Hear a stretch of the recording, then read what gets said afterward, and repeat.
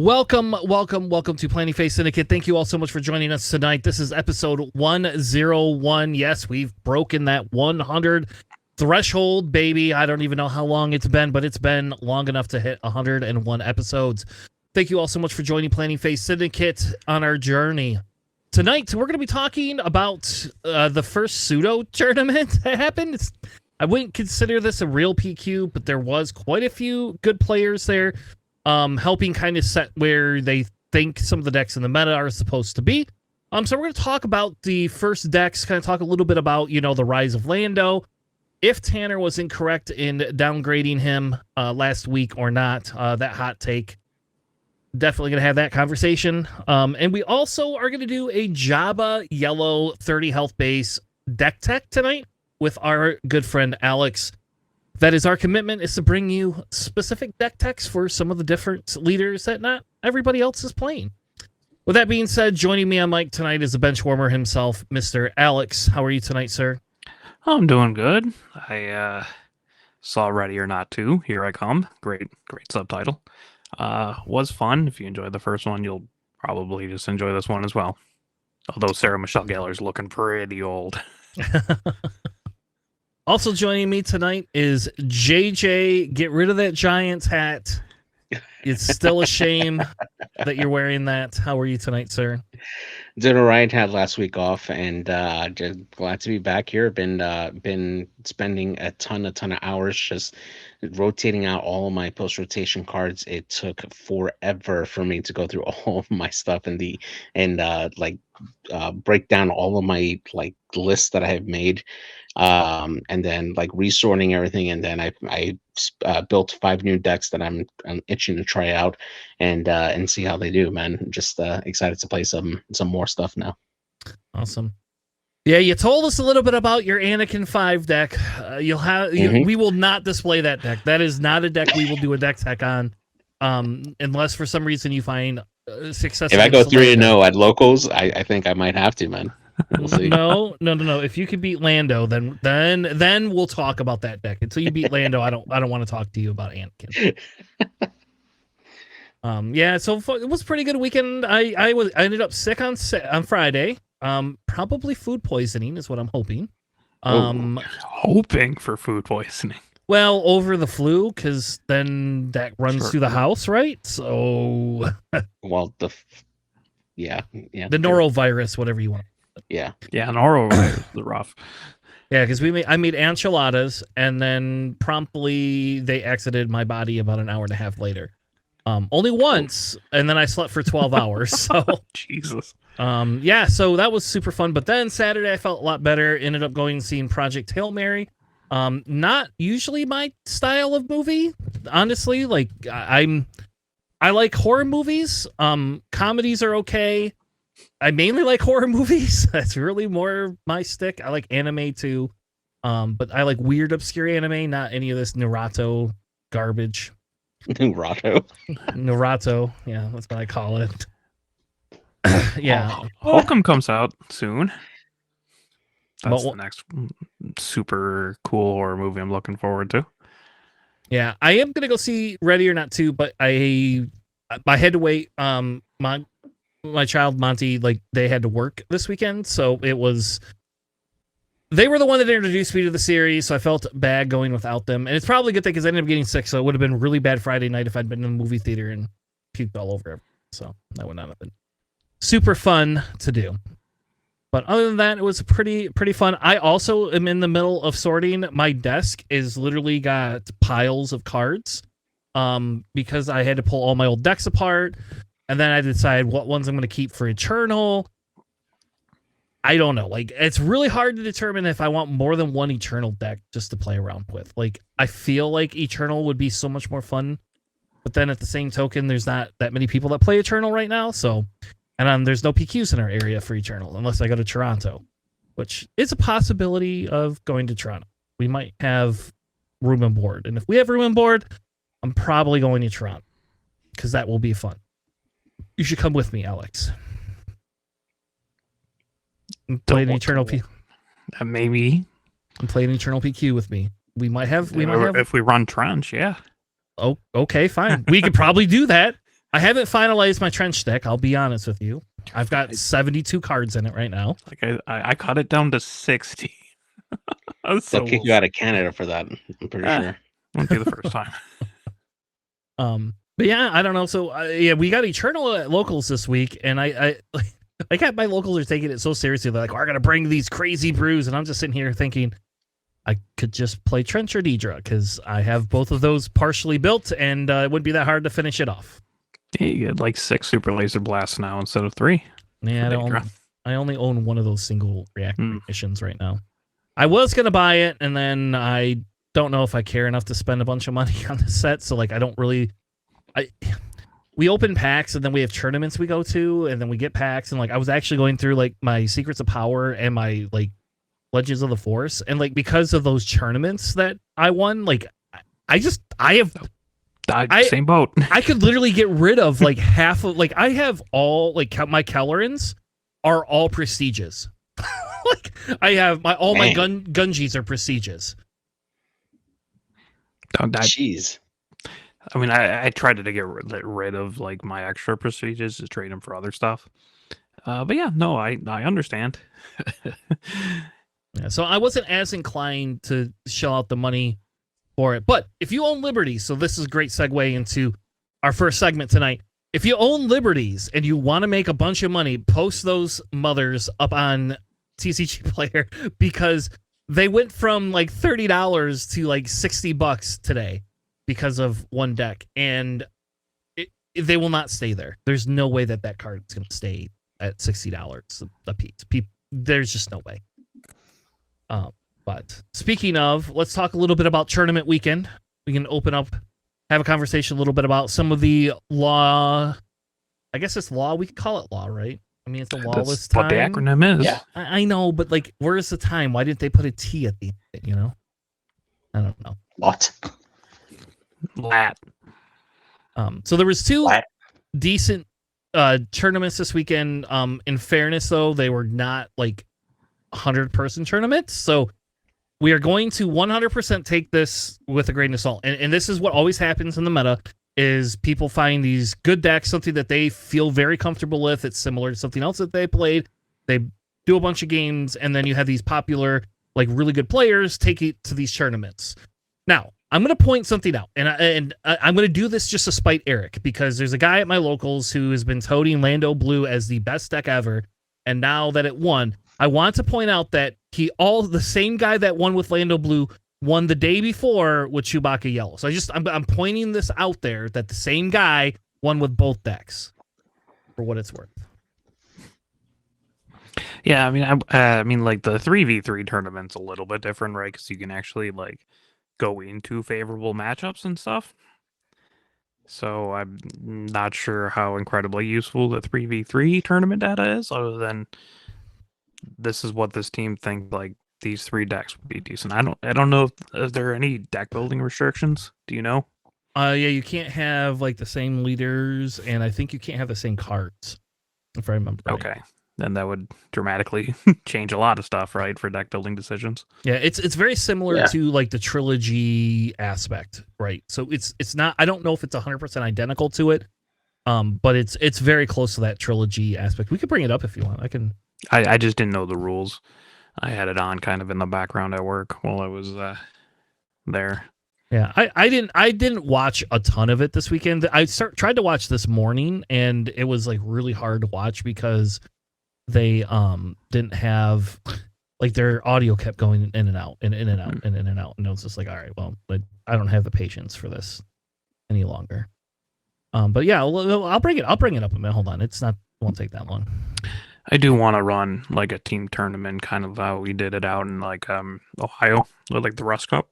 Oh yeah, I think like a 5v5 or like a 7-on-7 tournament would be incredible. That'd be very fun. I kind of want to organize that. Well, I can help you. We could probably make that happen. We just need to find a little bit of sponsorship from some stores, and I'm sure Excel will do it. So the rules for this essentially is each player must have a legal premier deck, only 1 leader and base per team. So you can't run 3 Chewbacca's. Everything is best of 3. They're assigned opponents. The team must win 2 out of 3 matches. Teammates may consult one another during matches for advice, so that's a little Well, weird. that's wild. Yep, but you That's could do terrible. I would hate that. that. Only members of the same 3v3 team may give advice. No outside assistance allowed. Players may only provide advice while seated in their original seat. So I guess you have to sit there the whole time. Well, yeah, you can't get up and look at your opponent's hand and just be like, "Hey, I think this is the right card to play." Yeah. So seats are labeled A, B, and C. The team captains determine first choice by roll of a die. The winning team chooses to be team 1 or 2. Team 1 assigns one player to seat A. Then team 2 gets to assign their players to seats A, B, and C. Then team 1 assigns the remaining players to B and C. And then team 2 has initiative choice for all 3 game 1s. Okay.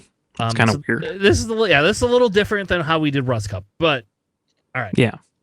I mean, I think Rust Cup style would be very interesting. Obviously, most people don't know this. JJ, you were never at the Rust Cup, right? But we'd have like essentially teams of five different X-Wing lists at the time, different factions, all that kind of stuff. So different decks for this. And we would hand 2 lists to the opposing team's captain, and they would hand 2 to you. And then you would pair up 2 of your lists with the 2 they passed over, and the remaining 1 person on your team would get paired up against the remaining 1 person on their team. So you only know 2 of their lists. Yeah, it's like Crate Cup almost. Yeah. So like you would know 2 of their lists and like just basically the factions or like the leaders and bases for this. And I think that'd be a really interesting format. Yeah, that's because you'd that's have fun. to maybe generalize your lists a little bit more than like trying to specialize, because they're just be like, oh yeah, if I just bring a space aggro deck and you just pair it up into the other person's like space deck, the space aggro just gets hosed, right? So it'd be pretty interesting. I kind of want to do a tournament with that soon. Yeah, that'd be fun actually. Yeah. So it's kind of neat. You're like, it's a little bit different pairing wise, so it's not like you could just ultimately pair everything into it. But yeah, so I don't know. I would sponsor a Rust Cup. I think we could get something like that together. I don't know if we want to do teams of 5 though, or 7. Like that's a lot. That's huge. I mean, but it's kind of cool. I guess you could do it like teams of 3, right? And just pass 1 list over, but that's like less fun. So all right, so let's begin by talking about the Chewbacca list. I will note that in the solos tournament that we'll talk about after this, the same Chewbacca list came in 3rd place. So we're only going to cover it once tonight. I'm not going to go through lists that were duplicated. I'm sure this seems silly. So who wants to take the Chewbacca list? I mean, you're all about Chewbacca, right? Don't you want to do that? All right, I will. I was being nice. So we have 3 of commence the Festivities. Yep, commence the festivities. It's a Jabba Hutt card. That's what I always just call it. There's so many. 2 hotshot maneuvers. 3 that They hate that ship. They hate that ship. Which sucks because I gave away my hyper foils of that card now, and I'm a little sad about that. But 2 emissaries, sheathopeds, 2 of the fireballs, 3 Karases, the hero Karas, 3 N1 starfighters, 2 outer rim constables, 3 red squadron Y-rings, 2 ebon hawks, 3 falcons, 3 red 5s, 3 of the Sabine red yellow unit, 1 aggressive negotiation, so going far away from the aggressive negotiation. Yeah, makes sense. 2 beguiles, 2 moral authorities, 3 of the that's the B-wing skirmisher. That's what they call it. Yes. 2 blue aces, 2 Kazes, 2. I want to call it the Cornhorn ship, but I know it's not the Cornhorn ship. It's the Broken Horn. And 3 of the Han pilots. The sideboard is crazy. It's got that 3rd constable, 3 Arvels. I don't even know what that other card. 2 Sulastans. Sullastan sappers. Those things are great. The 4-2 ambush overwhelm for 3. Ooh, so good. The third blue ace, 2 punishing ones, and a lonely Hera B-Wing. So, essentially, this deck is like the new style of aggro. I will say this deck is definitely a little bit different. I don't have the aggressive negotiation in mine, and the hot shot maneuvers are the ones where you defeat the units. That's the ones I have. No. Oh, you have flash the vents. Yes, I have flash Which the makes vents in sense. mine Yeah. instead. Yeah, hotshot maneuvers the on attack, deal 2 damage to a different enemy unit. Yep. And instead of the emissary sheathopeds, I have 2 of the cavern X-wing angels, the red 2/1 that does 2 to base, because that works really well with flash the vents, by the way. So like that's why I have that card in there. And I don't have the fireballs either. So say, do you have Lightmaker in your Chewbacca deck? Because that's really good with flash the vents too, by the way. Yes, I have 1 Lightmaker in my deck. Yes.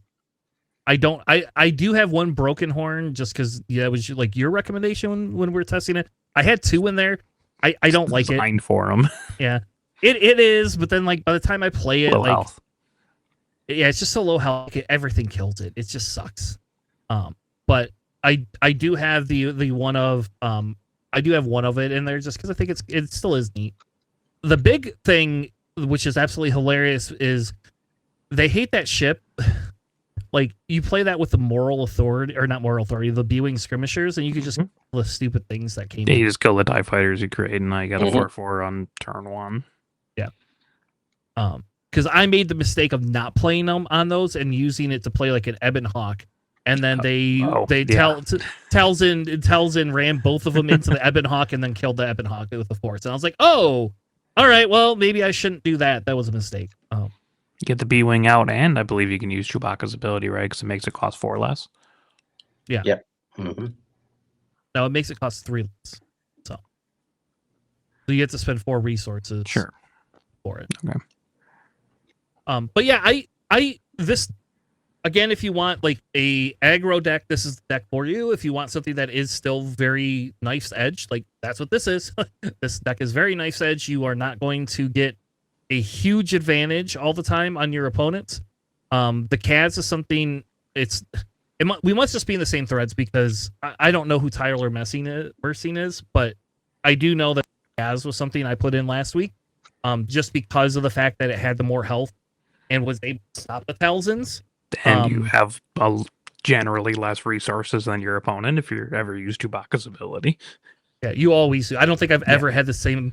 The only time is when I used that stupid broken horn and then they didn't resource to stop my Kaz. And I was like, damn, that sucks. Swing with Kaz first and then play the broken horn. Well, I didn't, and that was a mistake. So I realized that at the end. But yeah, other than that, it's a neat little deck. If you want something that's fast and fun to play, I will say this struggles hardcore into Talzin. Talzin can eat this list alive. I would guess the Lando list might be able to eat it alive. I won't concede to Eric yet until he beats me with it, though. It also feels like any deck with like a fair bit of space as well might be able to stall it out enough. Sometimes they can, yeah.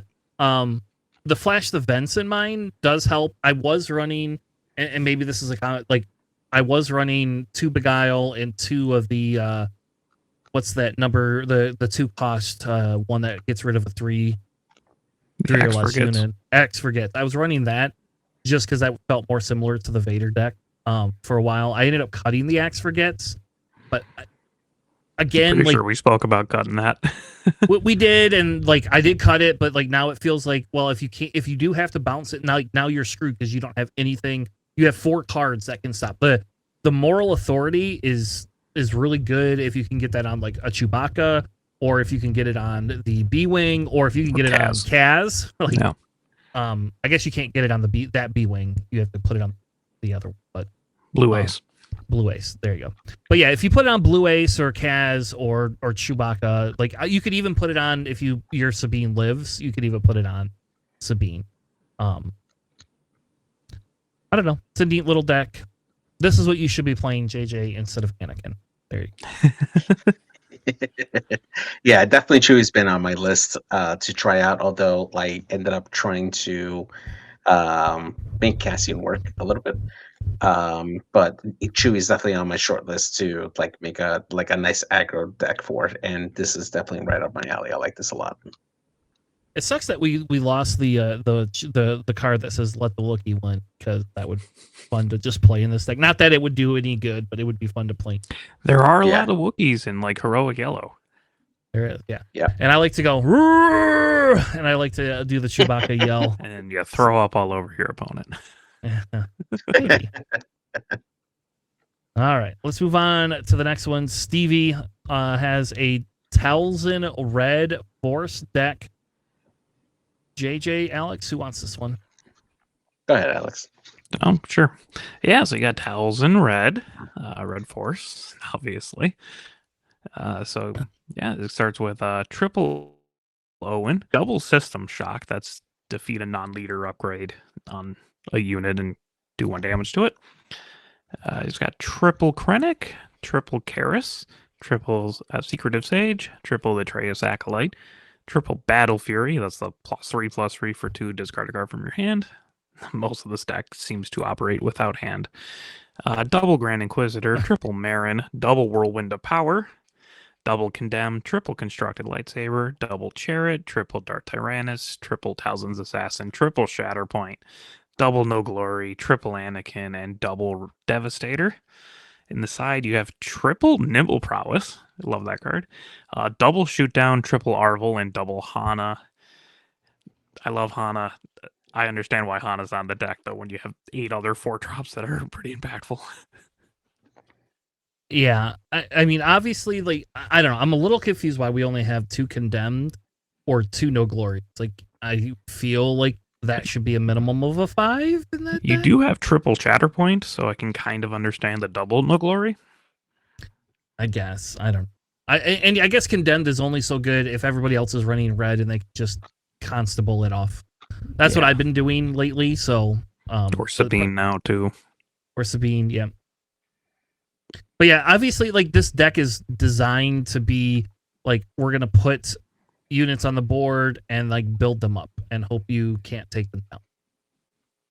Yep, kind of seems like it fails to control / late game decks, but you also got to play those, right? Yeah. I mean, also, a double main deck system shock is interesting. If there's really enough upgrades going around, I mean, it could be shields and stuff, or like if it's just because it's bad into space decks, you want to kill those pilots that aren't Luke, or I guess any leader really. That'd be my guess.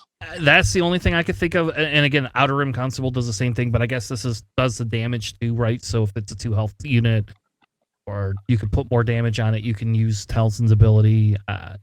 So I don't. Yeah, I mean, I guess if they throw Chewbacca on like a Phoenix squad, right? You can just kill the Chewbacca and then Talzin the other health away.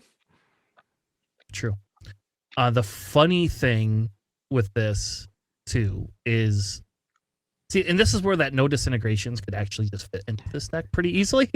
Like, actually, I think I would play that over the Whirlwind Power. Yeah, because I think you just like if you have to be a control, like a beatdown, like that just immediately works the same way. I mean, I understand that Whirlwind, like, works on like leaders and stuff where no disintegrations won't. True, but yeah, I mean, I don't hate Whirlwind of Power in this deck because you don't have to spend the force for it. So as long as you have a force unit, which you should, because I mean, everyone is a force unit except for like the Devastator, Krennic, and Owen. So maybe it's just me, maybe because I used it during the pre-release, but I actually would consider putting the Adventure Sniper Rifle main deck on this for Talzin, because you'll already be able to use the Adventure Sniper Rifle to bring a unit down to 1 health, and then use Talzin's ability to give them a -1/-1 at that point and kill them off that way. And I think that could be something that could be done there. Granted, you do have to spend that extra turn and make sure that unit is protected, but that is something worth considering for Talzin, I think, for me. Yeah, just the only issue is like it has to be on one of your units, right? And the units aren't Yeah. like super strong units. So That's I fair. can see why that would be like a little bit iffy, but I don't hate the idea either. Yeah. It's just like, you gotta. I don't know. I understand the Battle Fury because, like, in order to win, you actually need to output a fair amount of damage, and that this kind of Talzin deck doesn't like do a ton of damage. So I understand like Battle Fury and Constructed Lightsaber and all that kind of stuff to pump your guys. It's just, man, I like having a hand. Probably because I play Control enough, right? Like I like having a hand. I don't want to discard my hand with Marin and Battle Fury. But I mean, Marin does damage. You can kind of push that damage essentially to like a pseudo 3 damage with Talzin's ability. I get it. Yeah. A little surprised they don't have the raise in here, just for you to be able to discard to activate your Anakin. That's typically what we've seen people. I mean, you're not really put in drawing there. cards, right? True, I get it's So it could it's be not as literally much any the other. it's not as much the card. Sure, you're right. It could be any other hero, I guess, but I don't know. It's okay. I personally like yellow Talzin better, but that's just me. I never really liked the red Talzin that much. I played it a little bit last set, the set before. It seems a little That- bit too. What's the opposite of versatile? A Narrow. little railroaded, yeah. A little bit. The scope's pretty narrow for what your play lines, and it might be a little bit harder to adapt to other decks, like those random Jake decks that you end up like playing in a tournament, right? Yeah. Yep.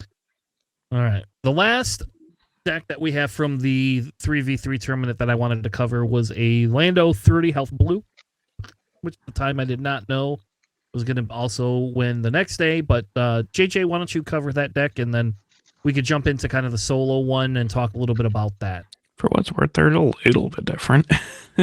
They are a little bit different. sure. We will talk about the differences between them, because I think some of the big differences between them. Well, okay. Well, let's cover the deck and then we'll talk about it. Yeah. I'll just stop right All right, cool. So we got Lando here with blue base, coming in with 3 copies of Commence Patrol, 3 Bail Organas, 3 Bodhi Rooks, 3 Fireballs, 2 Loth Wolves, 3 copies of Yaddle, 3 Ezra Bridgers, 3 copies of Lieutenant Garn, 3 Blue Aces, 3 copies of Kanan Jarrus, 3 Grasher's Resistance, which I've actually come to really like this card as of late, 2 copies of Coronet, 3 copies of Lando, 2 Debbie Balabas, 2 Qui-Gon Jinns, 3 Liberties, 3 the Mandalorians, and 3 copies of Bo-Katan Kryze to round off the list there. And then we got 2 copies of Jam Communications, Galen Erso, 2 for the Tree remembers. the tree remembers. 2 copies of Hyperspace Disaster, and 2 copies of Tenti 4 in the side deck there. The hero Tantic 4, not the new blue one that I the hero. love. Yeah, the hero Tenti. But yeah, pretty solid starting there. I mean, you got a lot of great first turn plays there that can help you build up and really help delay. And then as you get higher and higher, you got some really solid, like strong units between Qui-Gon, Liberty, and Bo-Katan that can really help. Like reduce down your opponent's forces as the game goes along there. Not too heavy on space, but I think you have just enough space presence on here just to keep that side of the board controlled down, and can really close out the game with some of these big units. I like this a lot. Why is the Bodhi Rooks in there over Yaddles? Or they have Yaddles too. Yeah, Why is Bodhi Rooks in there? You can give itself For Sentinel. Sentinel. It's a Yeah. 2/4 Sentinel. Or after you tax. Fireball or Coronet. But you're not. You can't give it to Coronet. Or the Fireball. It has, or the Fireball. Neither one of Oh, them are rebels. You're right. It has to be a rebel. You're right. Good call. This You is can like, give it yeah, to you the could give it blue to Lando you. Sentinel. And Kanan. Yeah, you could get and Kanan, and that's it. Well, you got Oh, Goran, I guess, Goran. too, You could and- give and to Ezra. Goran. Again, I 2/4 don't know. Sentinel. That would be my assumption. Okay. It's I not would the just- choice I would have made, but I get it. I don't Commence Patrol. I see so many landed decks with Commence Patrol. Is it because it's kind of another first turn play you can do? Or what is the point of it? To me, it's pointless. It came out of the, like, okay, it was being talked about in the Chewie threads for a little while as another way to give Chewie something that's a one cost that you can use Chewie's ability. And I think it kind of bled into the Lando ability. But, like, to me, I do not understand. It's okay. It's a fine card. There's nothing wrong with that card. I mean, you could do it first turn and get a credit. Yeah. And an X-Wing. So that's the idea behind it. Is it allows you to have the one drop that you want, plus be able to get a credit token on the same turn. But I don't know, like, if you want to do that, why not just run more one drops then? You know, if you really want that ability. I don't think it's necessary on turn one, honestly, after playing a fair bit of Lando. But they also have like more. I don't know. It's fine. I understand it. I just feel like that slot can be used for other cards. Yeah. Like that and the Bodhi are the two I would probably change. Like, again, I'm not running that Commence Patrol even in my Chewie. I don't. If I want to run drops, I'll run drops. That's what I'll do. Like, a little bit sad, no Qui-Gon. I love that Sentinel. Also works really well with Lando because you can stack the deck.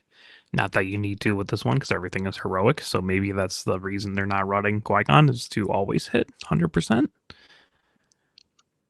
You know what's weird? When I've been playing Lando, I don't even discard my own deck. I always discard my opponent's deck. Like, unless I know unless it's like a Tobias or a Saw, right? Like, then I don't. Like, that's a mistake. But like, if I'm running against almost every other deck, you just call whatever they're running, and like I played this against Tells, and I just call villain all the time, and there goes your strangers. Sucks to be you, I guess. Yeah, I mean, like, it's not as reliable, Sure. but it can, hit their deck, which is pretty nice. It is really funny with the 7 cost ambush Qui-Gon. If they decide to put their unit back on top of the deck with Qui-Gon, you can just Lando it off and get a credit, which I've done. Having 2 Deppas hurts me. I love Deppa. I think you should have a 3 of Deppa. What would you pretty much every deck? 51 cards. Oh, okay. The Gorns are also interesting. I wonder if it's more because it's a 4/4 for 3, or is it more just specifically because they thought credits would be everywhere here? It's the credit hate. It's credit hate. Like, a 4/4 for 3 is always good, but it's that credit hate, because then you have to put 4 resources in. Like, if you're a Chewbacca deck, you have to kill that.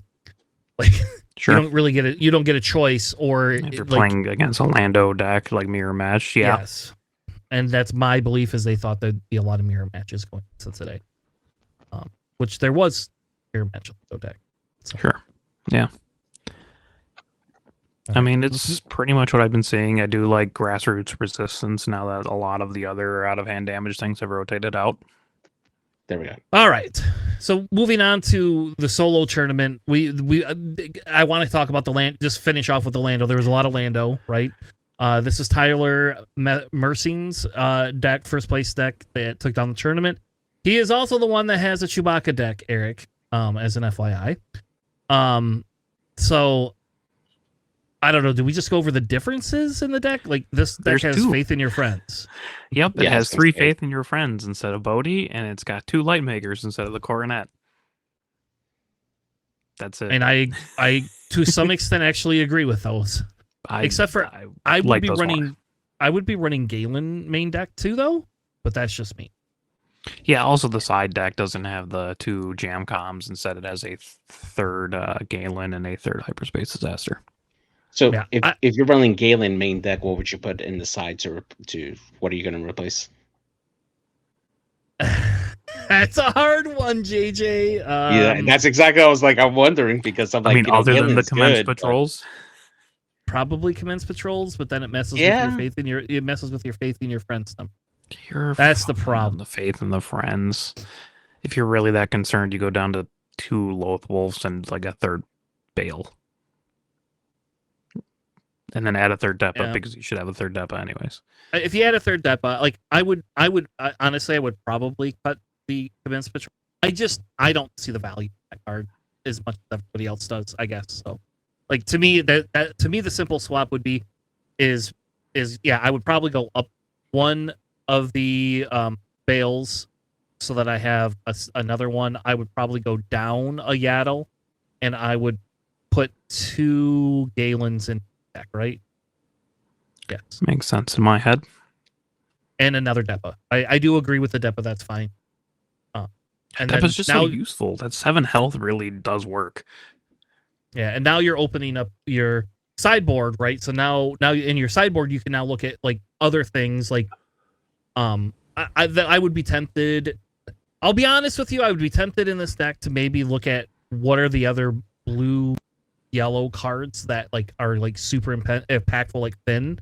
Like, do you need Finn? Probably not, because you have Depa. But Finn is also another ambush option. It could be like just a little bit different removal, right? With like, you can do like the B wing, or you can do like force the will of force, or you could do like or beguile. beguiles. Yeah. I think just another utility card like that. For me, honestly, I probably would have reduced Ezra because his utility is basically the Lothwolf or Kanan, and I think that probably is less effective in this deck. And bringing Galen would probably be better. I think that's my take. I think it's like the 3/5 stat line is more so to do with Ezra. Yeah, exactly. Yes. But also a bonus with Kanan and Lothwolf. Yeah, I think the problem, JJ, is that you can't drop your 3 costs too much. You have to be careful. Because if you don't have a 3-drop, I guess you could just play a 2. I guess just play a 2-drop and use Lando's ability. Honestly, doesn't seem bad. Yeah. Am I allowed to say I don't like the fireball in this deck either? But whatever, I guess. Need something in space. Yeah, but you could have anything in space. Yeah, but an ambush. There's millions of things. I know. And then it dies. So it dies either to that or it dies that same turn. So you're basically paying 2 costs for removal. Could you find a 2-cost removal card to play that can kill something with 3 health? I know of one. Yeah. But the axe forgets. Yeah. It just bounces. Forgets. That's fine. Yeah, that's true. That's the same damn thing as the fireball. You said kill, so I'm just like, it's not axe. It's the same thing. I don't know. Like, I understand the fireball's worth with faith in your friends. Like, I actually get that. And, like, I like that Tyler has the faith in your friends in this deck, because I think that was something we played in Sabay a shitload. And then all of a sudden, people start playing this Lando, and it's like, well, why don't people run faith in your friends if you're going to, like, just putting 2 spies on the ground is just super good value. And maybe it's because I was playing, and drawing a card. And maybe it's because I was playing, with Lando, I was playing green more than I was playing blue to begin with, because then I had the queens in there. So then it would always pair very well with the queen at some point, because you get faith in your friends on 4 resources, queen, blah, blah, blah. And if you get tokens, there's just a million things you can do. So I don't know. I do think that this is a deck we have to have a conversation about. Tonight is not going to be that night. I'm not going to spend all episode talking about Lando Blue, but I think if you're going, like, when we talk about like benchmark decks, like any aggro deck can be any aggro deck. Like Chewy is just an aggro deck. Like, it has some cool stuff to it, but like it is an aggro deck. This is like your weird replacement for Han 1. That's why people, I think, are gravitating towards this. And you get blue, yellow, which are the best colors in the game, in my opinion. They're my favorite colors in the game. So that's fair. Yeah. This could just be a Trench deck. I mean, if Trench was a hero. Am I allowed to take a little sticker and put the hero symbol on Trench and then just play Trench with this instead? You still make Trench decks. Like, he's still legal. He is, but we don't have the same. Fine. If we can make a Trench deck that does this, then I'll play Trench in this meta. I don't think it exists, but in villain. I agree. All right, let's move on to the next one. We have a Vader 4 yellow from Sleepy Gato. This was their take on Vader Yellow, and so I want to say the reason I skipped the second one is because it was a Lando Colossus that was pretty close to this deck. So I didn't really want to go over it. And then the Chewbacca deck was, from my understanding, the Chewbacca deck was the same as the Chewbacca deck we already covered, and that came in third. So I believe that Rick Compton guy was at the same tournament as Tyler, and they shared lists. So who wants to cover JJ? Yeah, Do you want the Vader? I want this one. Okay, Okay. Yeah. I wanted this stuff. I was going to give JJ the Thrawn one, but sure. All right, so we got JTL Vader here in yellow. We got 3 copies of the A-Wing, 3 First Order TIE Fighters, 2 Forged Starfighters, 3 Republic Y-Wings, 3 Screeching TIE Fighters, 3 Black Sun Patrollers, 1 Garridan, 2 Chancellor Palpatines, Plot Palpatine, 3 Death Space Skirmishers, 3 Eager Escort Fighters, 3 Galen Ursos, 3 Lurking Snub Fighters, 3 Stolen AT Haulers, 2 TIE Dagger Vanguards, 3 Victor Leaders, 3 Beguiles, 3 Clone Combat Squadrons, 3 Shuttles, the Krennic Shuttles. Yeah, the Krennic Shuttles, and 2 copies of Craving Power. And then in the sideboard, we got 2 additional Garridans, 2 Stump Fighters, 2 copies of Bogged Down with Procedure. Yeah, 2 copies of the Contracted Starhopper, and 2 copies of Hold for Interrogation, or Hold for... Yeah, Hold for Questioning, rather. Yeah. So interesting take on Vader, for sure. You got the plot cards here with Palpatine and Garridan to help you on that Vader turn where you flip out.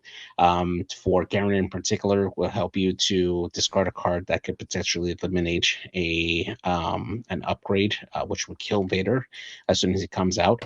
I do like that. I do feel, though, that the trade... golly, what's the name of the other plot card? It's a green plot card, but trade negotiations, I think. Yeah, trade route taxation is a better card because you're likely going to have more cards or more units out than your opponent with a Vader deck, and that prevents your opponent from playing some of those event cards that could remove Vader. Granted, there are still units that can do the same thing, but I feel that's a little more effective that way.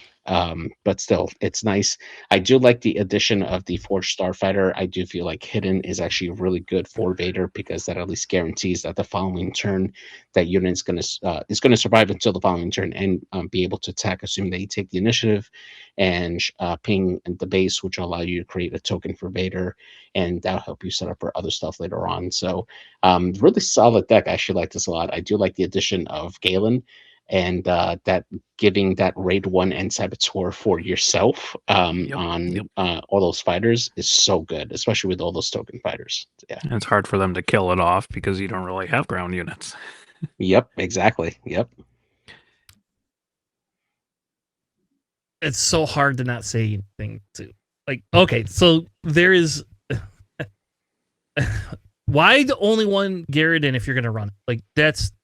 Yeah. And why 2 Palpatines? Why are you running 2? What are you flipping on the ground and worried about somebody killing your Vader? That's the only thing I thought of too, is like you're flipping on the ground. Yeah. I think it's just ground sentinels to slow it down on Vader flip. You don't need it. You should not be playing. I also think I don't. The Krennic shuttle is fine. Like, I'm not okay with that. Like, I'm running Crucibles in mine. I have 2 Crucibles in mine. Like, even if you don't get the Crucible thing off, you are putting a big body that Vader can jump into. I'll be honest, I only have 1 Galen, and maybe that's why. Like, I do only have 1. I have more events in mine. This has no events. This went away from our traditional thing. It has Beguile and the Death Skirmisher tap down. That's it. That's it. Craving Power. Got a couple of those, but just two of them. Yep. Like, why? I know we were kicking around a Vader deck a little bit too, but we were using the splash base so you can get like Unity of Purpose in there. I know you wanted to do the Crackshot V-Wings. I'm a fan of like Vader Pilot. I think the splash base is kind of interesting for like space aggro decks. It is, and I actually do think that might be the way to go, because like, do you care about the 3 health if you could push more damage early on? I mean, especially if they claim and you could play the Vader Pilot out. like that's super amazing, and like who cares afterwards if they Yeah, they have get to rid like of it. tree remembers basically Yeah. is what like gets rid of the Vaders. But like you put Vader on like the 2/2 shielded, Z95, like with it, the 5/5 shielded that pings damage. That's rough. Yes. So I would immediately remove the Palpatines. I would drop Galen's down. I get the point of the Galen, and I get that it's really hard to get out. But like, I mean, I was playing Vader and I had a Galen out, and you know what that guy did? He just bounced the stupid thing.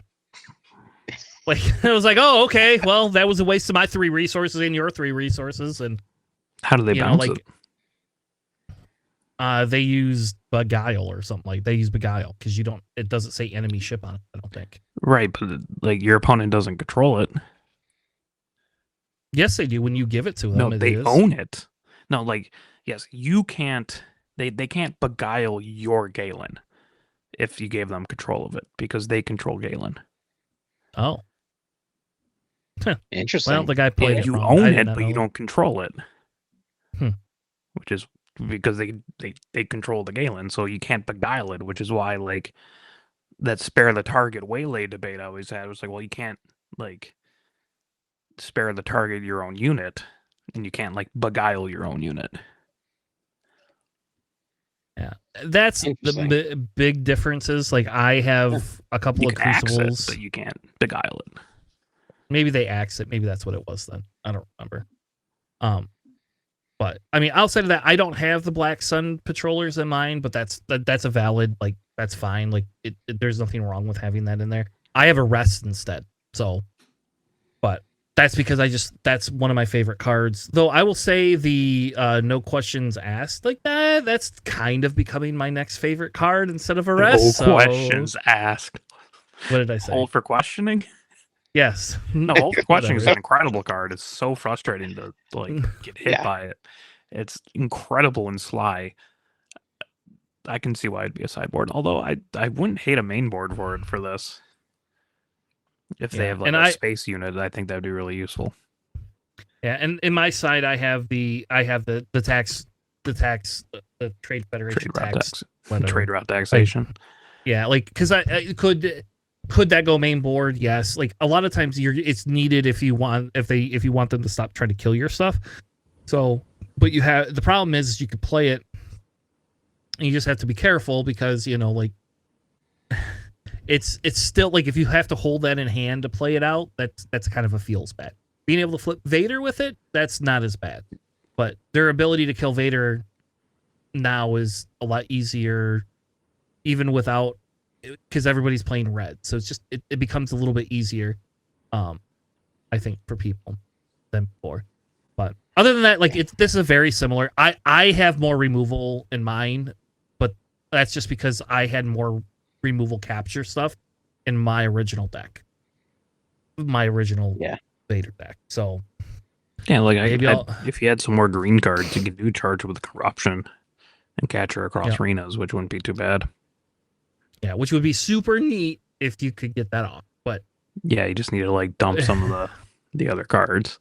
Yeah, what we need is a yellow version of that, right? We have the green, we have the red, we have a blue, but we don't have a yellow, do we? No. Blue capture. Is it no? Because the red's destroy, green is capture, but we don't have like a yellow version that you reveal 2 yellow cards and does anything. I guess that bogged down by procedure is kind of. Honestly, you do. It just rips cards out of their hands. Oh. Yeah. Yeah, it's a 2 card. I believe it's charged with a conspiracy. That like you rip cards out of their hand, and it didn't cost 2. Let me see. Charged with espionage. Sorry, that's what it is. Other than that, I think the problem with the Vader decks is like it doesn't do well into Luke space period because they have better space units in Hero.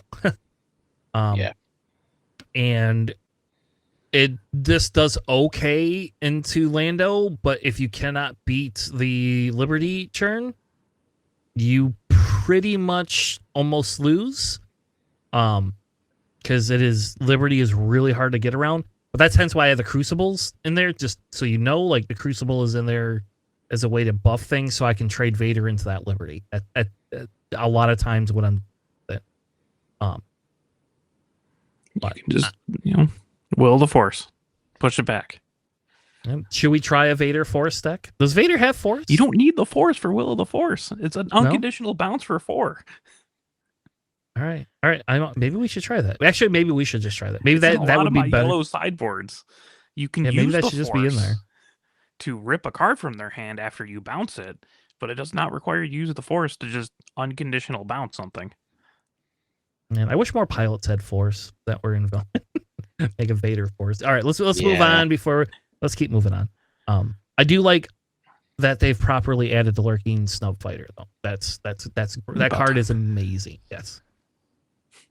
All right, we got a Thrawn 4 red deck. I actually like this deck a lot. And it was funny they were on stream talking about this deck.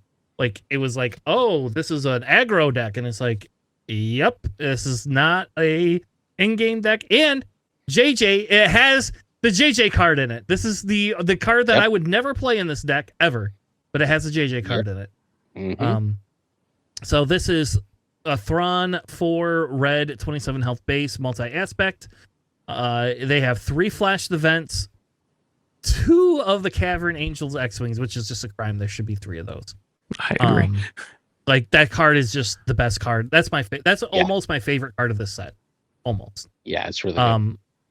They have 3 Chios, 3 Director Krennics, 2 Night Sister Warriors, 2 Onyx Brutes, 3 of the droid laser turrets, 2 droid missile platforms, 2 of the landing shuttles, 3 aggressive negotiations, 3 condemned, 2 sudden ferocity, 2 Admiral Price, 2 of the, I don't even know how to, is it the bountiful, the beautiful? I don't know, the helicopter card. Orthocopter. Yeah, that's all I call it. Yeah. It is. It's a 3/4 draw card. Bardotan. It's like it's an actual like planet or whatever. It's the Bardotan Orthonocopter. Yeah, the helicopter one. 2 Hanas, 3 of Krennic Shuttle, 2 of the Tree Remembers, 3 of the HK-47 Assassin Droid. 87. 87? What did I say? Yeah, it's HK-87. Yeah, no, HK-47 is a good one. Yeah. 3 Legacy Runs, which is the only splash card that this guy is running. He's running a base just for those 3 cards, and 3 Chimeras. I would argue, and maybe it's not the right time, I would almost argue that you don't. I would go with more of the Night Sister Warriors and less of those stupid landing shuttles. But that's just like, I get the landing shuttle is cool, but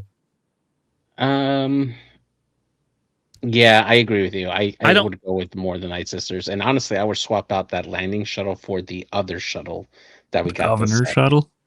The Governor shuttle, yeah, for sure. One that kills, the one that's like essentially a merciless contest, but his leaders. Yep. But why not just swap out the Orthonocopter for that? That's what I would do. Like, I don't know why we have the Orthonocopter in this deck. I'll be honest with you. Like, or where's my Supremacy tie? Like, where's my Space Sentinel? Like, I guess you're just racing base. You have enough, yeah. You have enough space to like mess things up. That's true. You do have space, so you probably don't need to worry about because it. Because you are like trying to full send that into their units anyways. Very true, yep. And in the sideboard, they have 2 Emergency Power, 2 Arvils, 2 Axe Wolves, 2 of the No Glories, and 2 Planetary Bombardments. I would actually argue that I don't know if you need the Emergency Powers and the Axe Wolves in this deck. Even as a sideboard, I think those immediately get cut out of the sideboard. And Agreed. I would be putting the Forgotten and Lost cards in the sideboard. You can do the single reactor ignition. You could do that too. That would definitely be a good I'd probably replacement. side Red Devastators, honestly. Yep, I would do that too. And if we're going to deal with credit hate, I would be running those convex ones, the 2/4s. Yeah, agreed. As well. Or run 3 Marvels. Yeah, I mean, destroying a credit's probably better than just wholesale turning them off, so I get it. But yeah, if you're running credit 8, sure. Other than that, like I think this is a deck I would actually probably put on the table. I probably would cut K87s out, I guess. I don't know why those are in there, other than they called JJ and JJ told them they should put that card in the deck. I mean, I got to tell you, that card has gotten me out of some serious trouble before in the past, just because I mean, if being they're able to wipe the board. yeah, if you're going against a lot of ground heavy stuff, like I guess it does makes 4 sense. damage. That's true. And you could trigger things with Chimera. So let's be honest, it's probably good with Chimera. You know, for it. Yeah, I guess I could see that. I like the Krennic Shuttle. That's kind of been a newer addition, I think, to the Thrawn. I don't remember Thrawn running Krennic Shuttle before. Maybe it did, and I just wasn't paying attention. It's Krennic and Thrawn working together, though. I don't know what Star Wars universe this is fucking at. But What do you mean? It makes sense in my head. I'm sure it does in your head. They're just didn't read the dudes books. for the Empire. They are not. They were in competition with each other. JJ, we need to sit Alex down and make him read books. That's what we. I don't know. I'm tempted to run this deck. Would just make. I mean, I would definitely make some changes to this deck. But I mean, they have a pretty solid foundation for it, and I wish that Disney would make like the Thrawn books into like animation just so we can have it. Right, that would be fantastic. They can't now. Anyway, they can't. They're already contradicting it, so they can't. They're contradicting it in Ahsoka. They are.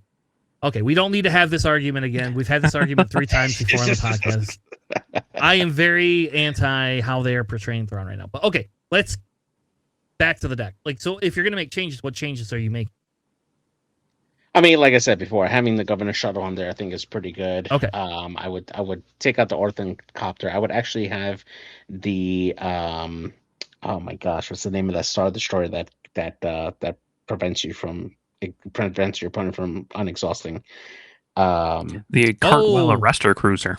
Yes. Arrestor Cruiser. Yes, Arrestor Cruisers is so good with Thrawn. I like it a lot. That's kind of my spiel for like this setup for Thrawn. I would also consider having a couple of plot cards. Like if I'm going to deploy Thrawn, I definitely would consider having like Cad Bane out there as a plot card to come out, so that when we flip, if you have like a low unit that you can take out, that's definitely something to consider on there.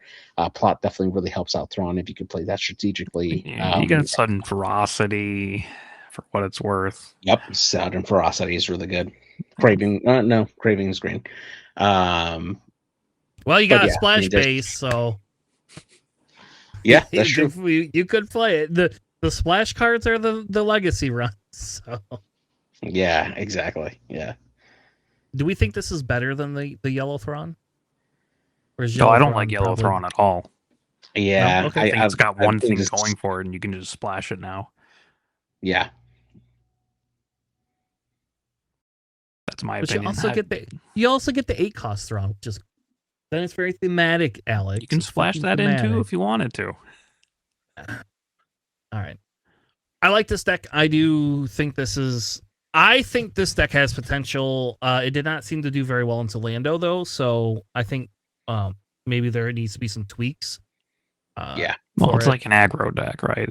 If you want to make it more mid-range, you can adjust some things. Yeah. I also kind of wonder removal. I do kind of wonder if you had like a couple other other things in here. I don't know. I don't know. We'll come back to it. We'll come back to actually the Thrawn Red. This is something that I'm interested in just because it's Thrawn. So we did a Thrawn Red deck a couple weeks ago. We did, I know, and I'm interested. I like Thrawn Red a lot, actually. All right, let's talk about the last deck, Alex. We have an Emphys Yellow 30 health base space deck, essentially. It's not my meme Memphis deck. So it's Enfys, yellow 30. It's red, yellow, heroic, space aggro. So you got 2 R2D2 pilots, 2 punchets, 2 system shock, 3 black ones, 3 Bravo Squadron Fighter, 3 Emissary Sheathipede, 3 Red Squadron Ys, 3 Enfys Nest Helmet, can't defeat that with Sabine because it's unique, Nope. baby. 3 Death Space Skirmishers, 3 Ebon Hawk, which is such an incredible card for Enfys, by the way. If you didn't realize that, just swing for 7. 3 of the White Falcon, 3 Red 5, double Moral Authority, 3 Sudden Ferocity, 3 of the Kimagila Heavy Fighter. That's the deal 3 indirect damage, and then if any unit was damaged that way, you exhaust them. 3 Razor Crest. That's where you can exhaust things when you attach pilots to it. Which we assume is the Mando or the Han. Right? Yep, and then you got 3 Han and 3 Mando after that. In the sideboard, you got a 3rd R2-D2 pilot, a 3rd System Shock, 3 Beguile, double collateral damage, and then 3 of the overcharged transport. That's the when played, when defeated. Just kill it, upgrade on a space unit. Which is, okay, I have a slight story about that card. We did draft last week, and I did not draft that card, and I should have drafted it, because the only loss I had last week in my draft was to somebody who specifically drafted the stupid-ass Mastery out of their pack and put it on their Enfys Nest. Or not their Enfys Nest, their Ares. So they put a Mastery on their Ares. Oh, man. And... Okay. Yeah. And yep, it was, there's just... if I had that card, which I passed in the draft, if I had taken that damn card, I could have used that and just... I would have won that game. Hands down. But anyway, keep moving on. I don't like that card overall. Like, they could just run Outer Rim Constable for cheaper. So I don't know. I don't know about this deck. I agree with you on the Enfys Ebony Hawk thing. I think that's really cool. Yeah, I mean, Ebon Hawk's really nice. The Red 5 is really nice to just output a bunch of damage. Obviously, Enfys Nest Helmet's kind of designed for her. Yep. It's just a red. They play this because they pulled an Enfys showcase. Like, I feel Probably. like you can have other better red, yellow, heroic space aggro stuff. Yeah, I don't know, other than the fact that you have the ability to do the on attacks for a few of these is great. Yeah, but like, you know what? It's actually a very cool, interesting, spicy card for a deck like this, because you have the Red Squadron Ys and just like damage and stuff. Topple the Summit works really well in like the style of deck, kind of like how you do with Bulba's indirect, because you can double like the Y wings indirect. When I mess around with my like yellow Enfys deck, I have Topple the Summit in there because it's actually just like super relevant if they're just soaking up all that kind of damage onto their units. That's actually really smart. I've never thought that. Yeah. Yeah, that's why we run that in Bulba, is specifically because of that. I don't get the stupid Red Wing, the Red Squadron Y. Right, you had the Red Squadron Y was dealing indirect. You had the Kimagilas putting the damage wherever they want. If they go into your units, they have damage on them. Yep. Yep, and it can be played from row the same turn that Enfys flips to. Yep. So that's actually probably one of the saving graces for that, is you could it's you just flip resource Enfys, it, you can play it, and then also you get the doubled attack on attack ability with Enfys because she's out and it doesn't have the pay 2 resources on her leader side. Yeah. So I don't know. I don't understand why they chose this. Like, if you want to run an indirect deck, why not just run Boba? Like, I don't think this is better than Boba Fett. I'm telling you, they pulled in Enfys showcase. Yeah. I think it's the Han and the Mando pilots are interesting. Like, I don't disagree with the Mando pilots, other than the fact that, like,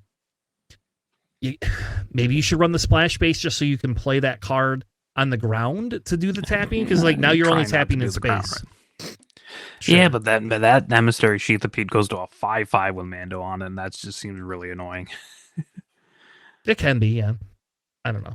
Like I said, the black one is what we've been running in Chewy for a while too, and it's just like, it's great if you could get the pilot on it. If you don't get a pilot on it, it's a worthless card because you don't have pose. So you pull 2 black ones and you just cry a little bit because you're like, I don't need this stupid thing. I mean, you have 8 pilots right between Han, Mando, and R2, but I mean, I guess it's But- any upgrade, right? You can put Moral Authority and Sudden Ferocity Sure. onto it. So you expand that pool a little bit. Yeah. And the moral authority does kind of make a little bit of sense if you're playing it early game to be able to capture something, but again, it's still a little risky. Yeah. Because it's a 3 health ship that you just invested 5 resources into. Yeah, I mean, like I can also see Moral Authority going on Enfys herself, right? Yeah, especially be with a the lot helmet, better. which Yeah, just that's fair. gives you health. Well, all right. Well, that is it for the meta update. I think like if you're going into a PQ next weekend, the reason I wanted to do this and why I'm kind of made it our main segment for tonight is because by having this conversation, now you kind of know what's coming. And so what you can be prepared. And I think like if we talk about benchmarks for your deck, if you're playing a deck in a PQ and you want a top cut, you have to be able to beat these decks. So you're gonna have to be able to beat Chewie, Lando. The empties is a little different. I guess like you just have to be able to beat Red Hero. But Empties is a little bit different aggro type deck that we haven't seen a lot of. Though I don't know, maybe that's just more of a tempo deck than I don't. But those are the decks you got to be looking for. We did not cover Luke's, which did well in the team event. Did not seem to do well in the solo event as much. The thing with the Bobas didn't seem to show up. But those are 2 other decks I think you will see if you're playing in a PQ. But enough talk about serious shit. Let's talk about some fun stuff. Tanner's got a Jabba showcase. Alex is going to teach Tanner how to play this deck so he can beat Sam and Eric this week. Oh shit, it's Eternal this week. Damn it. Oh man, Sam actually knows how to play this deck because I sent it to him. I know. But we have a Jabba Yellow 30 health damage control deck is what we're going to call it. The damage control. It's where Jabba swings his tail and just kind of randomly hits you a little bit and you cry because you got slime on you. But yeah, Alex, like I said, we wanted to do deck techs again, and I think like sometimes it gets boring when we do like a deck tech about a deck that's like famous, or we find one that's like becoming famous. And so it's like, all right, let's do something that we enjoy, things that we've kind of piloted. We were probably one of the first people to ever do a Jabba deck tech for Jabba Green last set. So I don't think very many people were high in Jabba except for us, it seems. So, It was so fun. Yeah.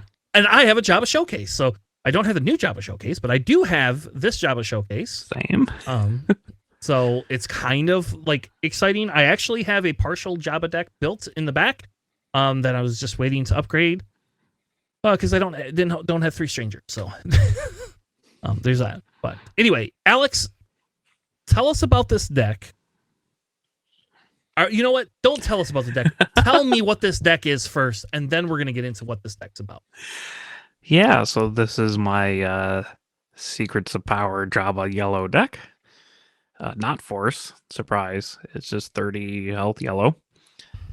And in it, it's got a triple Owen, triple Shean Flurry, triple Lobot, triple Onyx Squadron Brute, double of the I don't know, Toy Sarin.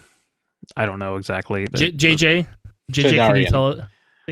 Yeah. Sure. I don't know. The Technician, the 2/3 Raid 1, Restore 1, yellow blue guy. Triple Treyas Acolyte, triple Contracted Jumpmaster, triple Shinhati, double Beguile, triple the yellow neutral Qui-Gon, double Graceful Purgle, triple The Stranger, triple No Glory, triple Tragedy of Plagueis, which I will get to because that is really funny in this deck. Triple Vader, triple Fett's Fire Spray, triple of the Melodon Rider. I call him the Bug Riders. It's a 5/6 ambush guy. Yeah. Double Lost and Forgotten and double Grand Admiral Thrawn.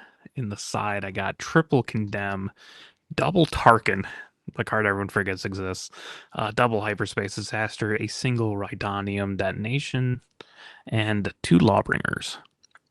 I remember when you used to give me shit because I put targets in my deck. I love that fun card. sideboard cards. I think they're great. They're incredible into PPS. And also Lando, if they drop the Liberty on the flip turn, you can just take it. Mm-hmm. Yep. It's my liberty now. Anyways, yeah, so that's Jabba. It's super fun. I love the Jabba bounce. Um, I don't know where do you want me to start?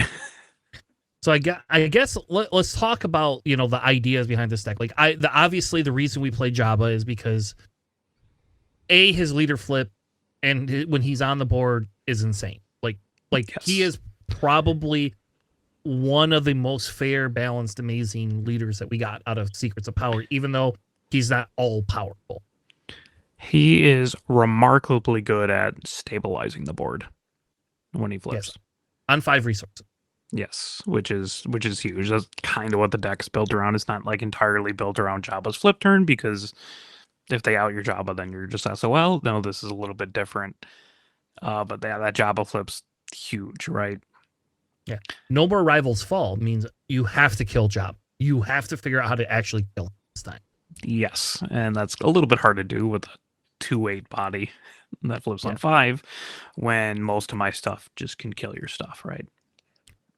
Yes. And the idea behind, you know, Jabba's ability, right, is he also has his unit or leader side ability where he can do 1 to 2 damage to units. Mm-hmm. You know, it does take an action and a resource, but he can do that. He does have the ability to do the extra damage like some of the other leaders we see. Like Luke, you have to attack and then you can do a damage. Jabba says, well, you can do 1 damage or maybe 2.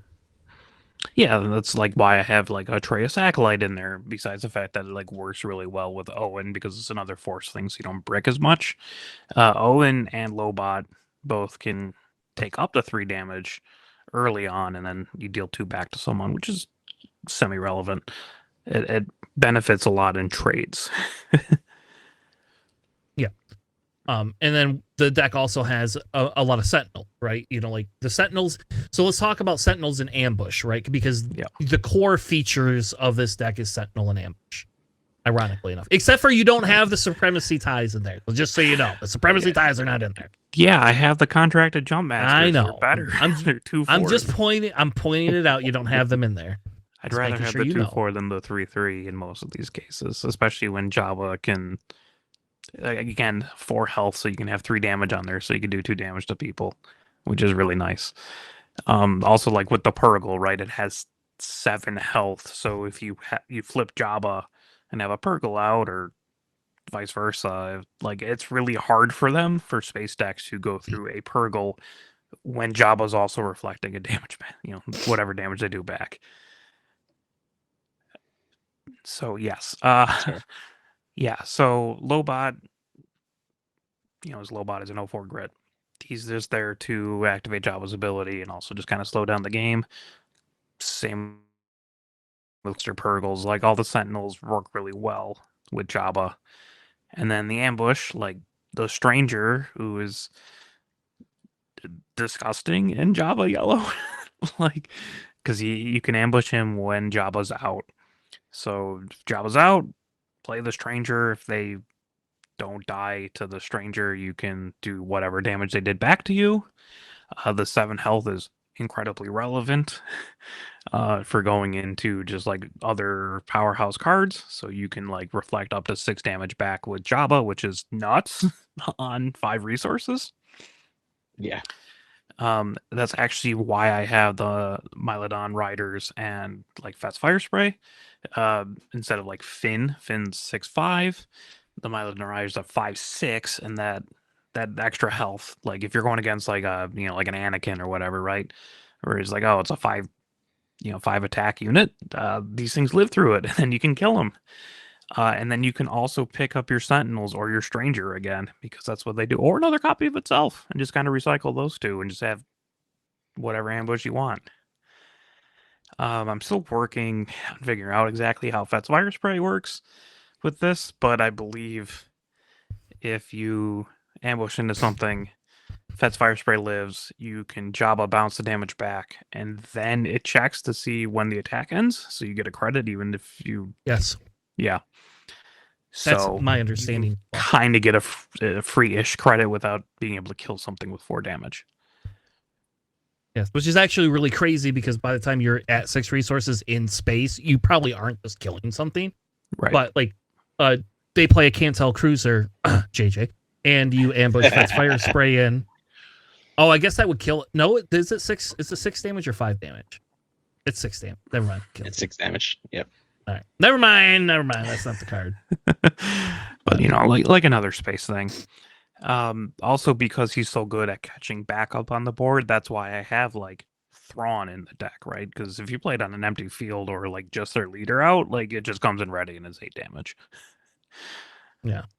And I think that's the big thing. The big thing with some of these Sentinel things. We're gonna get to. I have a couple of cards. I'm a little surprised aren't in here. Yes. And we'll talk about those in a minute. But like Qui-Gon is so good at being able to tutor your deck as well, right? Like because Qui-Gon allows you to find your Sentinels that you aren't able to have. So like if you dig need a little bit Sentinel, deeper, there you go. And I think people are misunderstanding Qui-Gon, right? Because Qui-Gon with the 5 health allows you to do some crazy things with him because typically they can't just shove 5 damage into him unless they're using some sort of a pump. And I guess, you know what? If they use their aggressive negotiation to kill your Qui-Gon, you don't care. You just... Yeah, so be it. Yep. You go, thank you. I'm glad you got rid of that card now. Oh, Qui-Gon's so good in this deck. We'll get to a little bit more reasons why. Yep. Same with the other ambush. Like I know you touched on your bug riders or whatever, right? Or the stranger. Like when we used to play the ECL deck with Vader, everybody knew when 6 resources can't happen. What were you gonna do? Were you going to EC? Was Jabba going to ECL out Vader to be a dick? And do they have it? Well, now the stranger comes out a turn earlier. So if you flip Jabba, I don't care if you got a Sentinel. I'm just doing all sorts of damage with that stranger. So. Yep. Mm-hmm. And then you can also still like Sheehan Flurry out Vader to like 2 for none, right? Yeah. So that's 7 resources. There's not really ways of generating like a credit before that. Not but in this deck, no. like there's also times where you like I just Sheehan Flurry out. Like Shinhati is really nice to Sheehan Flurry out. Especially if they're like only doing 2 attack back because you still keep your shield, but like that's a 4 attack ambush out of nowhere. Like I've done it with Qui-Gon. I've done it with the stranger for things that have like 7 attack, which is really funny. So I just like don't die and then just also bounce the damage back or whatever. It's super funny. But also that's why there's so many force units in there because you can Sheehan Flurry out. You can get like very rarely do you miss fire on Owen. Yeah, and which Owen's is so good against aggro. Yeah, that's fair. Yeah. Owen's the card where he's its own Sentinel. Like he's gonna heal 2 damage no matter what for 1. He's like a repair on a stick, and then you have to kill him, or he just continues to repair. And if you're a space deck, you probably just cry a little bit because like it's really hard to deal with Owen. He's very very good in aggro. And like he can take like 2 damage on him too, and then you start using Jabba's ability. It gets funny. Yep. The other thing that we talk about when we talk about like maths is we have to talk about like Jabba messes with the maths, and any leader that allows you to mess with the maths, and I say that because the way Jabba's work when he flips is he messes with the maths instantly, and that's the problem. Is it's a lot harder for people to calculate that than it is before, and so it makes people make hard decisions. Do they trade with your units versus going to base? And if they do, we have Thrawns in there, right? And hopefully you're generating enough credits with your Fet's fighters, but you might be able to play Thrawn a turn early if you're lucky. And but that's the idea is like they have to choose: are they going to go base or are they going to let you play your game? And you have if you go back, like if we go back up to the deck, if you look at how many turn 1 plays we have 9, 10, 11 plus 3 is 14 turn 1 plays. Yep. So you have the ability to play 2 turn 1 plays for 2 turns and get Jabba's ability off and play under curve with Jabba, which is the key, right? Like we don't have that in a lot of decks. You have to be careful. Like there's certain decks that want, like Chewie has to be careful playing under curve because sometimes things are not powerful enough to be able to do anything. Jabba, on the other hand, has the ability to do the damage, play under curve, ping that extra damage where he needs it to go. Yeah. for it. And like Lobot is like such an incredible first turn play if they play like Karis Nemec, and they're like, Yep. cool, I don't die. It takes 3 damage, so then it swings back for 3, and then I get Jabba for 2 damage and kill like the Karis if I wanted to. So let's move on a little bit, and you have a crazy combo. Let's talk about the crazy combo and kind of the end game. So I guess we've already kind of touched on the end game. The end game is Thrawn and the Vader Sheehan theory, essentially. Like or your Stranger, right? It's being able to clear the board and then just go to base, which is what we did with the green deck. Like we didn't have top end. We had Maul actually, which was a lot. Yeah, I was happier with Maul, but I mean, we don't have it's Maul now. more tempo-y, right? It's more like it doesn't like grind out games, but it puts your opponent behind. It is pretty good at keeping them from catching back up. Yes, and it's the idea behind it is the reason you have the Sentinels is because you can go to base with your Sentinels. They have to swing into it. You can do the other damage, and yes, you might lose a unit, but then you play another Sentinel, and then you repeat the phase. So you're always pushing like 2 to 3 more damage than your opponent is during their turn, and that's the idea. Is that your base eventually after 6 turns, you should be 10, 11 damage ahead. Again, depending on the deck, right? I have played enough Rey to know that I can win games by just doing 3 damage to base. Yes. But we have a crazy combo. So that is your end game. Like the end game is very simple. Like control the board, do the damage while you can, and then play Thrawn, Vader, the Stranger. The Melodan Riders do 5. I mean, like that's not irrelevant. Yep. Or that too, and that will end you the game. But you have this crazy combo that you put in here called the Tragedy of JJ. And let's talk. JJ, do you even know what that card does? Yes, actually, I put it in my Anakin deck actually because I felt it was thematic, and then I actually read it and I was like, yeah, this is just perfect. Stop telling us about your Anakin deck. But what is that card, JJ? What is that card? Tell me what is that card? So essentially, it's a 5-cost event, blue and villainy, and you choose a friendly for that phase, and that phase or that unit cannot be defeated by losing its HP for that turn. And then an opponent also chooses a unit that they control, and you have to defeat that unit. Yeah. Yes. Do you see why that can get really silly in Jabba by chance? No, I don't see it completely. Walk it through. So let's say 4 resources, I play Qui-Gon, right?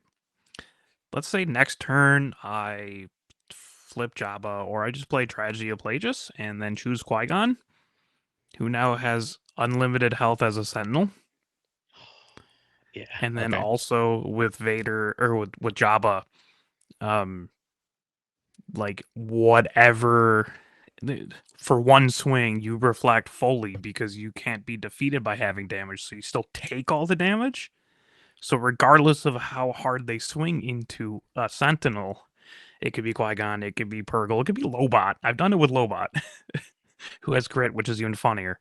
No matter the amount of damage they would do, you can reflect that back with Jabba. That's funny. That's actually really great. Put it on the Stranger to kill a Yoda's lightsabered Avar because I just eat the 11 damage. Like I had 1 damage on it, so I just like eat the 11 damage back with the Stranger first, and then do like 13 or whatever to Avar to kill. It's pretty sick. It's really funny. Also, it can kill leaders. So if they have like an empty board, which Jabba is very good at, like catching back up and clearing a bunch of units. If they like flip a leader into an empty board at like 5 resources or more, you can just kill it. Oh man. It is like super silly in Jabba. I've done it where I've like plagiarized my own Jabba so they can't kill me that turn. So I stick around and get his ability off with my ambush units before too. Yeah. This is like the one deck that I found that the Tragedy of Plagueis is just like really good in. I increased it to 3. Because it kept overperforming for me. Yeah, I think the big thing is just being able to block a lane. So if you're playing against an aggro deck, I just block that lane the whole time. like, yeah, okay, I can only do the job ability once, but who gives a shit, right? Like, I stopped you from doing it. And yes, the best would be the Lobot, and if they don't understand how Lobot works, like, oh, I'm just gonna leave my Lobot standing tall. Oh, you're gonna keep swinging into him, okay? Like, I don't think anybody would do that, but I don't know. Yeah, I mean, Like, it has grit. It's funny. like, because I think if you play this and they defeat a unit, one of their units, and then all of a sudden it's like, hey, what are we going to do here? Well, guess what? They just have to forfeit their turn. They can play units if they want, but that's about it. And you're right, because Qui-Gon can swing in. That's the part I did not. I guess I didn't know this. So I'm going to pick on Qui-Gon because he's probably the easiest one to get this off on. But if Qui-Gon swings into something that does 7 damage back to him, yep, because he has infinite damage, he does that 7 damage back to whatever unit. So there's very few units at that stage in the game between 4 or 5 and 6 resources that you cannot kill. There's almost 0 ones that you will not have a way of killing. The 7 health leaders are a little bit harder. Well, Qui-Gon still does 3 damage as well when he swings. Yeah. But a 3/7 is only going to do it's only going to do 6 damage out of their 7. But anyway, Sam's not here today. So, anyway, sure. But the idea behind it though is like, so yeah, if they can't ambush a stranger in. So like if you play this against Talzin, you put this on, they can't ambush a stranger in to do a damn thing about it for that turn. You literally gain a turn. It's like you are skipping a turn for You're that. time walking them. Yeah. Which we talked about before. Like, I know a lot of people think it's crazy, but like the way that the Max Rebo band or Max Rebo, whoever's the one that skips a turn, if you're playing a 6 resource leader and you have a powerful ability and you can skip a turn on somebody, it can be very impactful because you have the ability to deal with their stuff so much easier with 6 resources than with 5. And that's the same with this. Like, we can't have both the best of both worlds. Though that actually should be maybe we should run a splash base to play anyway. Let's stop, Tanner. But the ability that you're able to do some of this type of stuff and stop them from being able to have a whole turn can be insanely impactful, especially if you are pushing damage yourself. You could be at 20 damage by the end of that turn, and now you're 10 damage ahead of some, or 5 damage ahead of somebody, and they can have a full board, but it's inconsequential if you just have the ability to continue to push damage in. Yeah, it gets like wild. Like I put that in there because I'm like, oh, that seems kind of interesting. I don't want to grab like my Lost and Forgotten or whatever. Like I'm just like, I'll just throw it in here. I'll see how it works. And then I tried it and I'm like, oh my god, this is just so much. This is just really funny. I've done it for like against like space stacks. You just put on the contracted jump master. Like they just can't do anything. Yep. Let's talk a little bit about the sideboard real quick. And then because I don't want a 50-minute deck tech. Like I don't think that does anybody any health. But let's talk a little bit about the sideboard. We have 3 condemned. That's a no-brainer. Like you have 3 condemned. We have 2 hyperspace disaster. That's also a no-brainer. That's obviously for the space stacks. But we have Tarkin, which allows you to steal the unit, right? Yeah, it doesn't cap it like Commandeer, right? Yes. Yep. Because Commandeer is 5 or less, right? 6 or less. Yes, 6 or less. Okay. So Tarkin it's inconsequential. So you can use it against Piat decks. You can also, by the way, use this against Luke decks that have only 1 damn ship out, so they can't flip their Luke onto an active ready ship. Just as an FYI. Just want to make sure everybody knows that's what this guy is designed for. Everybody's complaining about Luke. Well, just run Yellow Villainy because you can just play this guy. Luke can't ramp any faster than you can. You just got to have the initiative. That's it. And like I mentioned earlier here too, right? Like there's no cap on it. So if you're playing against like a Lando and they drop a Liberty on Lando's flip turn at 6 because it's big and they can do that, you just be like, "It's my Liberty now. I'm Tarkin. Please don't kill me." Yep. And if you have a Sentinel on the ground, just play just him. They won't be able to kill him. You got 3. Yep. Then we have 1 Rodidian detonation, which again, that's just like a board wipe with it. Whatever. I'm still working on like the sideboard. There's a couple other things that seem interesting, like the 2/4, like the 2-headed Troig I'm still working on like if that would be relevant, if there's enough ground sentinel for me to put that in there and maybe reduce a condemn or something. But it's a board wipe that doesn't wipe your leader and also lets you pick something back up. So like that's good for like Jabba, right? Where you don't really you want him out and then you can pick up the stranger or another ambush guy or whatever. Yep. I found like I'm surprised Lando decks aren't running this. Like we reviewed Lando decks and nobody's running this. It's like I don't know. Like to me, I if think you're it's an okay card. I don't believe in it nearly as much as other people, honestly. I love this card. And we have 2 Lawbringers, which whatever. Like it helps your end It's game more if you end need game it. stuff, Yeah. and it gives them negatives. I don't hate it. Like I can't go up to like an annihilator, right? Like I'm not gonna try to resource up to that. So like 8 seemed kind of like where I cap out. It could be the arrestor cruiser. That wouldn't be a terrible substitution. I just kind of like the Lawbringer because I have a couple of them and they give -2/-2. Yeah. All right. So there's 2. You're not running Death Troopers, which drives me nuts. Like I don't understand that logic. I get it, I guess, but I don't get it. Also, what about choke on your aspirations? Like I know you can say all you want, like but you've chided me before, but you can play. That's a 1-cost card that can do 5 damage to a unit and then heal. And maybe it's not worthy of main deck, and that's fine. Like I can understand it, but like again, does that not work with Jabba if Jabba's on the board? It does. You have to do it to obviously not Jabba. But if you look at the health and the cards that I'm playing around the Jabba flip turn, they're either all ambushing, so they're not going to have like something like 5 health left for that, which it could be number 1 through 5. I get it. Or like they're like shielded like Shinhati or Vader, so you don't really you don't heal off of that. I guess. To me, it's just like I don't know. I think it's. How about this? If you're not set on the sideboard, I think that's worth testing. I don't know what you'd replace with it, other than like the Lawbringers, which is probably what you get after, right? I don't want to replace Tarkin or Condemn, especially, or Hyperspace Disaster. Yeah, because the other one, like you could technically put the Imperial Door Technicians in. Sure.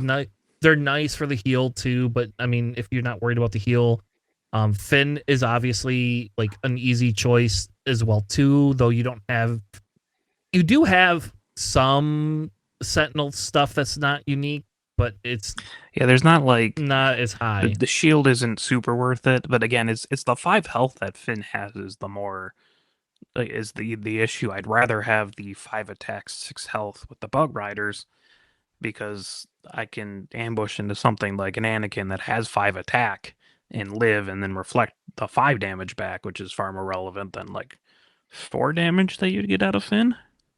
Yeah. I also think there could be a case to argue for Rio in this deck as well, because Rio lets you pick up your Sentinels and then shield them. And I get, okay, you can't use the Jabba. It's only Lobot and the contracted Jump Master, because it has to be 3 or less cost, so you don't get a Qui-Gon. But you could pick up anything else. You could pick up any of your other units. You could pick up anything. Sure. I don't know. I mean, these are cards I have considered. Okay. So like, it's not conceptually like dismissive. It's more of like, yeah, but it doesn't really like gel well with the deck. This isn't my first version of it, as you can see by the title. It is my more control-y version of it, where I just put in some more control cards to see how that tempo would work, and it ended up working a little bit better than like the other 30 health one, where I had more units in it and try to make it more actual mid-range. Yeah. What does kind of suck is we have Twin Suns cards I think that would fit in this deck too, but we can't play them. So not in Premier. No. It would be cool. There is a couple of Twin Suns cards I think that fit this, but that's why they're Twin Suns cards, I guess. So. Yep. This is like it's a really fun deck. I enjoy it, and you just the play just people do not see that coming, and it comes up far more than you'd actually expect it to. Fair enough. Well, now that the tech's out there, you can give Alex credit. Credit here, baby. Yeah, I haven't for not this. seen Tragedy of Plages played in pretty much Anything. any deck, let alone like Jabba. So if you see that, yeah, where's Sam when you need him? Because remember when he was super high on that and Darth, whatever her name was, Treya. Yeah, Darth Treya, and the Grand Inquisitor, and then that never ever was a thing. Yeah, I'm gonna have to revamp my Hero Any deck with this combo because I don't again like, Don't. I don't really see it working in other decks. It's just very much specifically because you can bounce back the damage with Jabba. Yeah. And like Jabba's really good at coming back into the board so you can reduce the number of units on the board so you can actually get a meaningful kill off with Tragedy. Well, all right. Well, thank you, Alex, for that. Next week we will have probably another deck tech. I think we'll do a deck tech next week. So maybe we'll do Emphy's Nest. We talked a little bit about Emphy's Nest last week. That's kind of on the docket. Maybe we'll cover Tobias. I don't know. Tobias is not my play style. I think I found out. It's not me.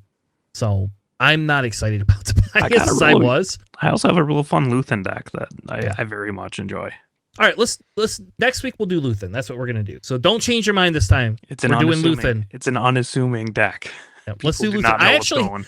I have a Luthen showcase, and I would build that deck just for shits and giggles. So I just wish the Luthen showcase didn't look like, the anti-drug dog. What was that? Scruff McGruff. Scruff McGruff. Yeah, just right there in a trench coat and on like a brick background. That's all I picture every time I see that. You know what I'm gonna do?